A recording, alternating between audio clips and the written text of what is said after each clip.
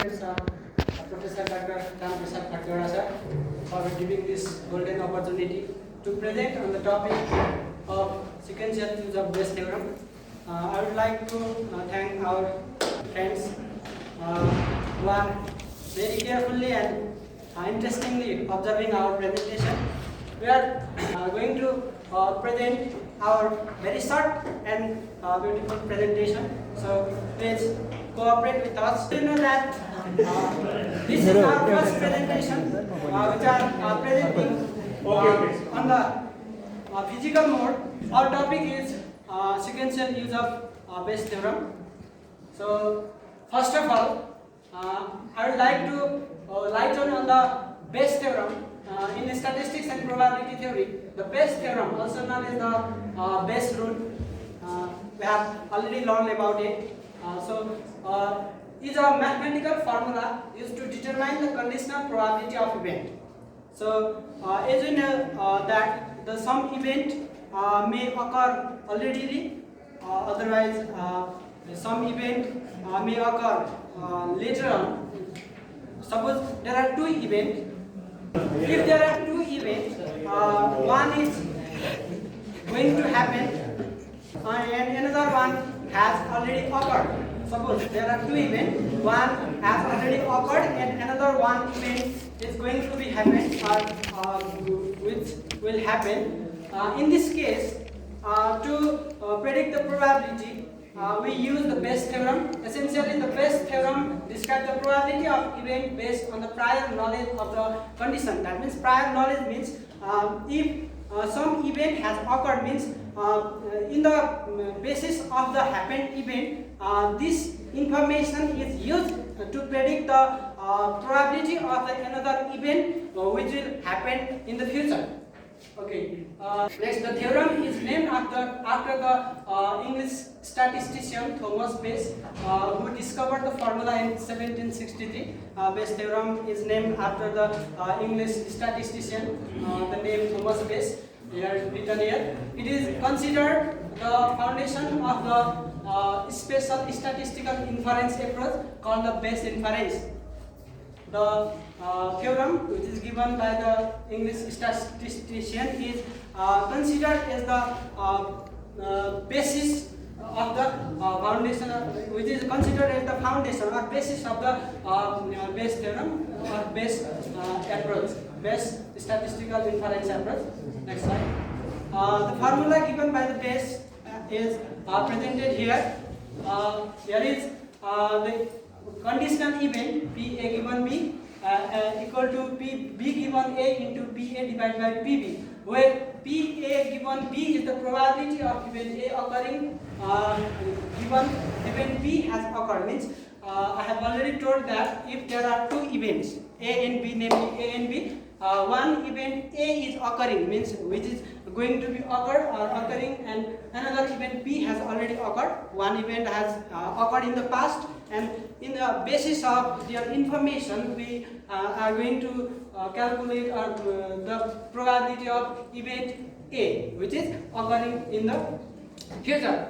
Next, B given A is similarly the probability of event B occurring and event A has already occurred, means A has already occurred in the past time, and probability of B is going to be calculated in the basis of the information which is obtained from the event A. And next, PA is the probability of event A. Simply, we have already learned about probability of A, probability of B simply. Note that event A and B are independent event. That means there is no any relationship between occurrence of event A and event B. Means they are independently. Means if event A is occurred, then the influence of the occurrence of event A do not affect to the occurrence of event B, which is literally means. And next, these are Bayes theorem. Bayes theorem, I have already told about the Bayes theorem, what is Bayes theorem and where the Bayes theorem is used. Generally, in Bayesian inference, the Bayes theorem is used to obtain the posterior probability or posterior density of the given distribution based on the prior probability. That means the base theorem is used to obtain the posterior probability of any occurring event. Means updated probability we calculate on the basis of the prior information which is obtained from the event, another event which has already occurred. That is, the posterior probability is calculated by obtaining the prior probability within the base theorem. The major application of base theorem is to calculate the updated probability or posterior probability, which is known as updated probability. The updated probability is calculated by using the prior information, which is also known as the information which is obtained from the event, probability of event which is already occurred. Okay, I think it is clear. Let theta be the parameter of interest and x be the sample data collected, which is the random variable. Here we have taken the continuous random variable, particularly with conditional density fx given theta. If fx given theta means here given theta represents the conditional density. Then by using the base theorem, the posterior density of theta given x can be calculated as using the base theorem. G of x given theta, which is the conditional probability, equal to g theta into fx given theta divided by integration of gx into fx given theta into d theta. Here g theta given x means the updated probability, updated density, and gx is the prior information, and fx given theta is the likelihood of the event, and divided by integration of g theta into fx given theta, d theta is the some integration of the continuous function. Next slide. In the sequential is base theorem. So I'd like to hand over to the Prakash Bhattarai. He will conduct next session. Thank you. Thank you. Good afternoon, respected sir, and good afternoon, dear friends who are observing our presentation. Today, I'm going to present about the sequential use of base theorem.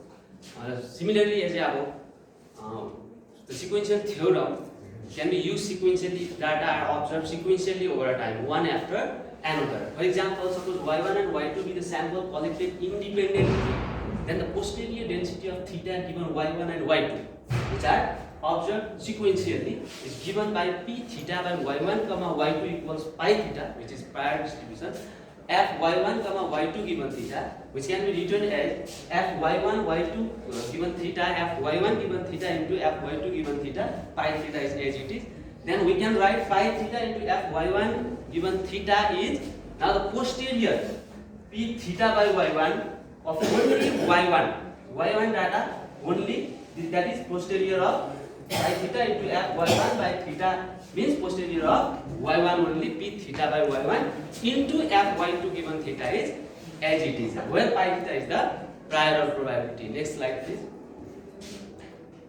The posterior distribution of combined sample y1 and y2 which are observed sequentially can be obtained by finding the posterior distribution of y1 at first, that is p theta by y1. I have shown in first slide at first, and then retreating it as a prior. We first observe the posterior distribution of y1 only, and then for y2, posterior distribution of y1 can be treated as the prior for y2. In first step, we construct the posterior PDF from our original prior. We have given PDF f theta and the likelihood of theta, given the first data point y1 L theta by y1.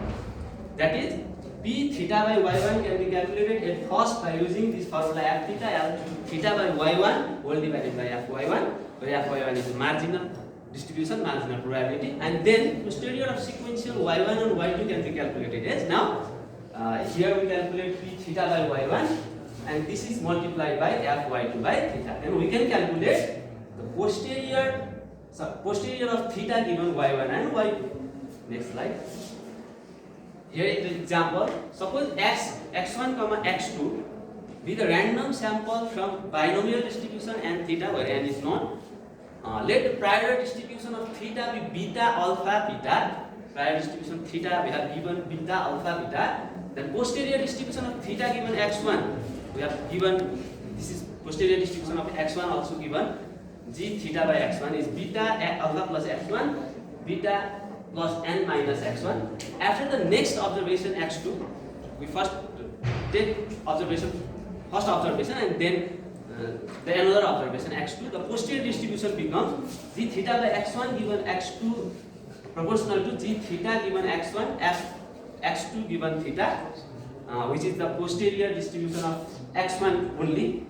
And then g theta x1 by x2 equals to, our distribution is binomial and theta, so theta power x2 1 minus theta power n minus x2 and f2 also binomial, alpha plus beta distribution alpha plus x 1 minus 1 minus theta power beta plus n minus x1 minus 1. If we calculate this, we can get theta power this and 1 minus theta power this, which is the beta distribution alpha plus x plus x1 plus x2 and 2n plus beta minus x1 minus x2. However, the full sample x1 comma x2 posterior distribution is obtained by